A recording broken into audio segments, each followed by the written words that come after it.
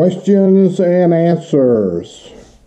I'm going to try to do a bunch of these to get this week on schedule, so that when we start heading to Indiana, I don't have to worry about posting anything for this week. So this is actually Monday, and I'm going to post this question and answer for Thursday.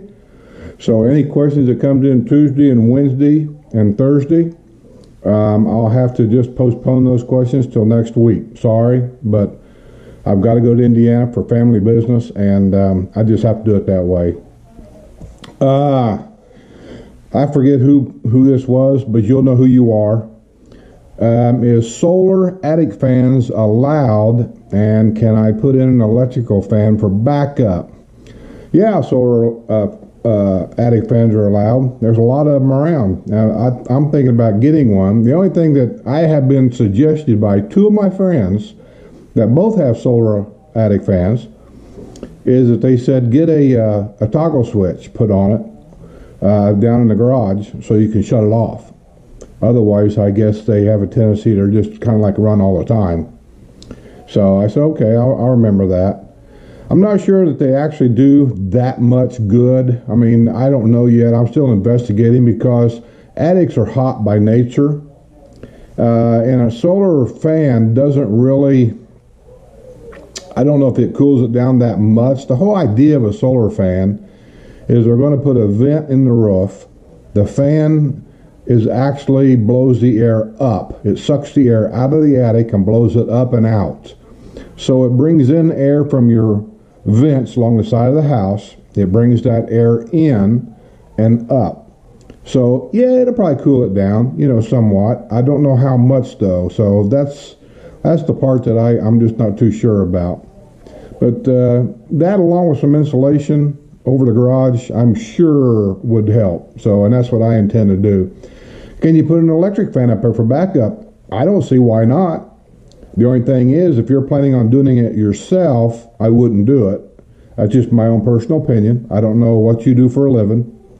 I will hire a licensed electric contractor to do it, because that way if something should happen, which it probably won't, but if it should, at least I got some recourse here. So that's my only suggestion on that. D.S. Harmons, how and why did we move to the Villages? I guess you mean me and my wife. Well, it's a long story, but I'll try to make it short. Actually, I found the Villages totally by accident. We didn't search this place out. I'd never heard of it, didn't know anything about it. But I've been coming down to Villages for Florida for many, many years. And we had 5 granddaughters at the time. And I promised each one of them on their 5th birthday that I'd take them to Disney World. And they were all at least a year apart. So I had it figured out. I only had to bring them down one at a time. So every year that we came down, we brought a granddaughter with us. Well, one year we had 2 of our granddaughters with us. They were sisters. And we were heading home. We'd already spent our time down at Disney World, and we were heading home, heading up 27 and 441. Just taking our time leaving. I didn't really have anything planned. I just didn't want to get on the interstate. And they were whining in the back seat about being hungry. It was probably around lunchtime. Stop, Papa, I want something to eat. Are you ever going to stop? Me being an old truck driver, I just didn't really stop that much, and they knew it. So I said, okay, we'll stop. And I said, where? And I said, I don't know, we'll find someplace up here. I just happened to be at the golf cart bridge that crosses 441, says the Villages on the side, which I didn't really even pay no attention to that. And I turned left. I said, here's a street here. Let's go down this road here and see if we can find something. Well, we went downtown to what I know now is Spanish Springs. On the corner was Augustine's. Augustine's was a lot like, you might say, an Olive Garden type restaurant with outside seating. And us coming from the Midwest, we loved the outside seating concept. So I said, here's a nice place, let's eat here. So we did. We sat outside, and while we were sitting outside eating our lunch, I just noticed all these golf carts running around. And the waitress came to our table once, and I asked her, I said, what's up with all the golf carts? Let me take these off, get them out of the way. By the way, I watch TV wearing headsets so I don't blast everybody out of the room. That's what those are. And she said, oh, this is a retirement community. I said, really? I said, the whole town? She said, yeah. So she started explaining it to me where the houses were. And back then, Spanish Springs was the only town square there was. There was no Lake Sumter. There was no Brownwood. There was, by far, no Finney or anything. So the next time we came down to Florida, we brought a granddaughter with us. We found out there was a hotel there called La Hacienda. We got a room there for a day. That's all, just for a day, to rest up. And we walked down to Spanish Springs. And we just really went down there to get something to eat and just kind of look around. Had no idea about the bands or the squares. We heard this music, we went over, we sat down. I think the girls got a Coke or something, and if I remember right, that night Scooter just happened to be there. And if anybody knows anything about Scooter, he draws a crowd, and the kids love him. So the granddaughters had a great time. We sat there and watched everybody. We had a great time. And I talked to a couple of people that were sitting there by us. They lived here, and they were telling us a few things. And then every time we came down, it seemed like we spent an extra day going down, or an extra day going back. And then one year, we didn't have any granddaughters to bring down. We had done all the Disney we wanted to do. And it was just my wife and I. And I said, see if you can find a place down there we can rent for a week. We'll just stay there for a week and just check it out really good. And we did. And that's how we discovered it. And then over the years, we've watched it grow. Over the years, we've came down with our friends that we know down here. We played golf. We went out and had dinner with them. We've seen what it is. But I will say, we've also checked out, and I kid you not, I'm going to say probably somewhere in the neighborhood of 25 or 30 different retirement communities all over Florida. Not clear down by Miami area, but I'll say from Fort Myers, Sarasota, Tampa Bay area, the middle of Florida, Fort Meade, Barstow, Orlando area, a lot. The one in Orlando, or close to Orlando, it's actually in Point Siena, is, I can't think of the name of it, Solovita. I come real close on that one. Solovita is a nice little area. The deal breaker there for me was they had, I think if I remember right, 2 18-hole courses, and as a resident, you had to buy a membership to play golf there.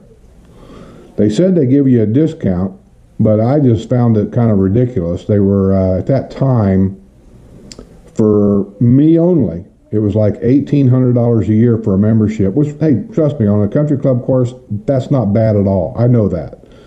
But what I was doing was comparing that to here when it comes to golf and activities, and this place just outweighed it. Nothing wrong with Solovita at all. And you never know. I may end up there someday. I don't know. And that was like another one that we looked at. But it always came back to here because of the activities. People were always out. People were always doing. It was just like no comparison. So, yeah, that's how we ended up here. And this is my second home here. I've been coming to the villages regularly. See, we bought our first home here like in the year, I want to say, no, you can rent your home out. You can rent it long term, you can rent it short term, you can rent it by the day, you can rent it by the week, or you don't have to rent it at all. Doesn't make any difference. Gas areas and electric areas. Well, there are gas areas, I don't know them all. South of 466A, down here where Brownwood is and Finney and all that, I believe we're like 100% electric. I don't think there's any gas areas down here at all. I do know the village of Caroline, because that's where my other house was at, had gas utilities. And I think there's more, but I don't know what they are. These are questions you really should be asking a realtor if you're real serious about buying a home. He can point you to the exact areas where there's gas. If you're wanting to buy a brand new home with gas, I don't think there's any here. Now, the new village they're building of Lakeside in Leesburg, I don't know yet, and I don't think anybody does yet. There may be gas there. I don't know, but it's something you should ask a realtor. He might be able to point you the right direction. So are solar panels allowed? Absolutely. You'll see them on top of houses here everywhere. They got to be installed a certain way. You can't willy-nilly just stick them up there to be an obnoxious-looking thing. They're not cheap. They're very expensive. But yeah, there's all kinds of solar panels on roofs. That's how they usually heat the water to swimming pools, mostly, is by solar. And then there's always a gas backup, you know, on cold days or sunny days, days where there is no sun. They have gas backup. Can you be off the power grid? No. What are you going to do if lightning strikes your solar panels? Then you got nothing. And your deed restrictions says that your air exchanger in your house has to be working all the time. That's what prevents mold and all that kind of stuff. So before you do any of this, I'm going to repeat myself that I've in my other videos that I've said 50 times. Check your deed restrictions for your area. They change. They're different in different areas. But I don't think there's any deed restrictions for solar panels whatsoever. Bond. I guess you want to know what a bond is. Well, a bond is the money you're going to pay that up front. That's what how they get the money to put in the streets and the sewers and the electric lines and all that stuff. And each bond is appraised to each house, depending on how much or how many properties there are in each area. That's divided up equally amongst the money that they needed to put the stuff in, and that's how they come up to how much your bond is.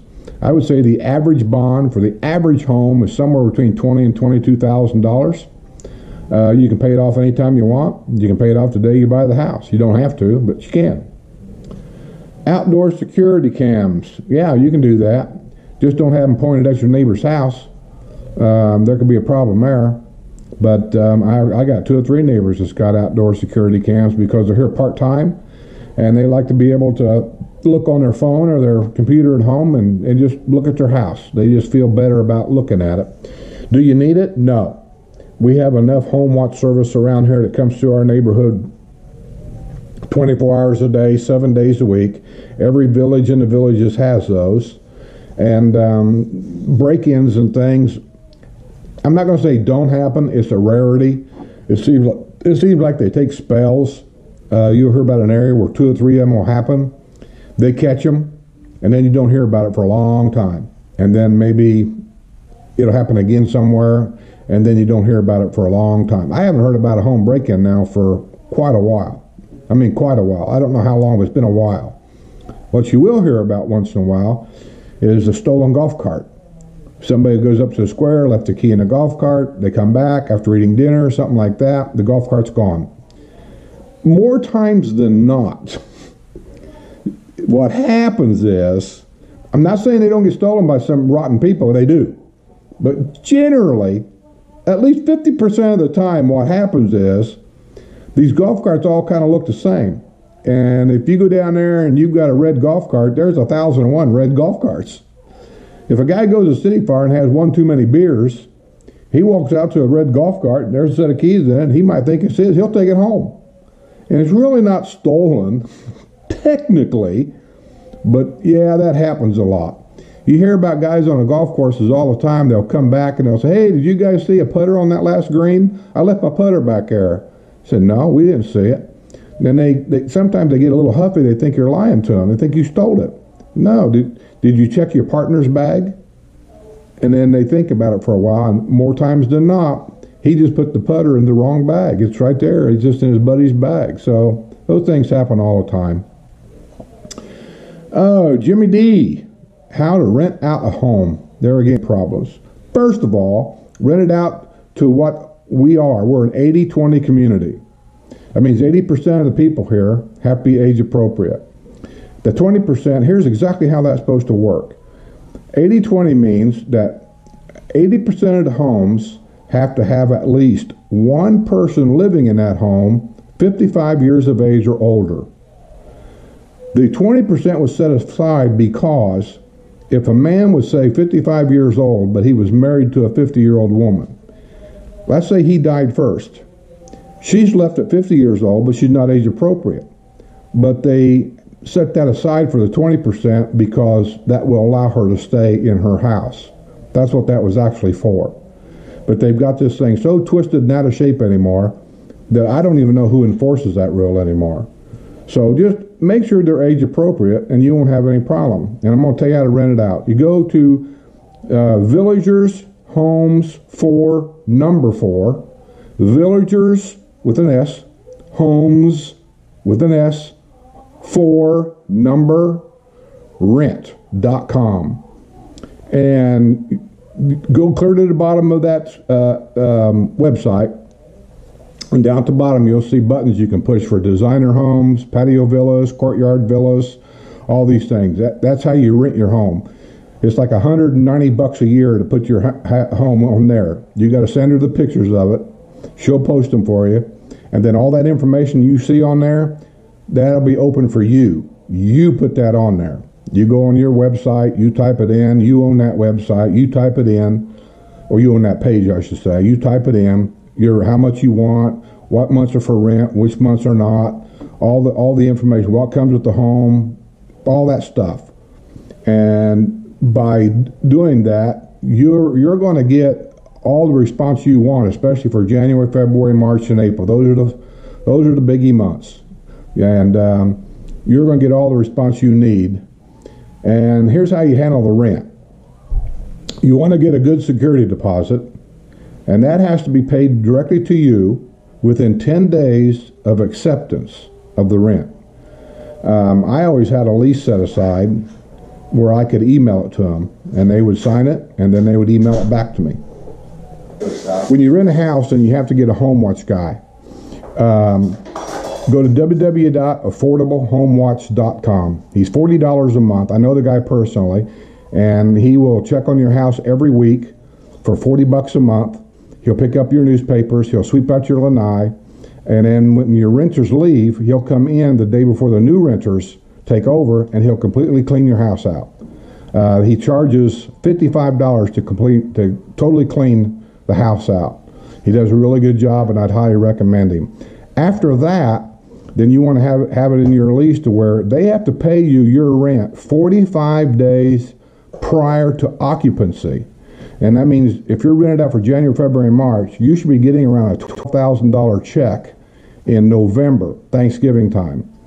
And then and only then will you accept everything, and then you send him an email or something letting him know that approximately 48 to 72 hours before he's due to arrive at your property, that you'll give him the combination to the key box that you have on your property somewhere that has the keys to unlock the door. And once he gets inside the house, then you can send him an email with everything else, whatever you want. We always had a big bowl sitting on the counter, and on the counter we had the garage door opener, gate passes, and things of that nature. And we always let them have resident rights too. And how that works is you got to go down to Spanish Springs, or used to back then, I think you still do. You actually, as a resident, have to turn in your resident pass and your wife's to them. They physically will take them. And then you have to fill out a paper of who's going to be renting your house, names, and your address of your house, and they'll put that with your passes. And then when they get down here, they have to go up there to get their resident passes. It's $50 for them to do that, and they have full resident rights to do that. Otherwise, you can get them a guest pass.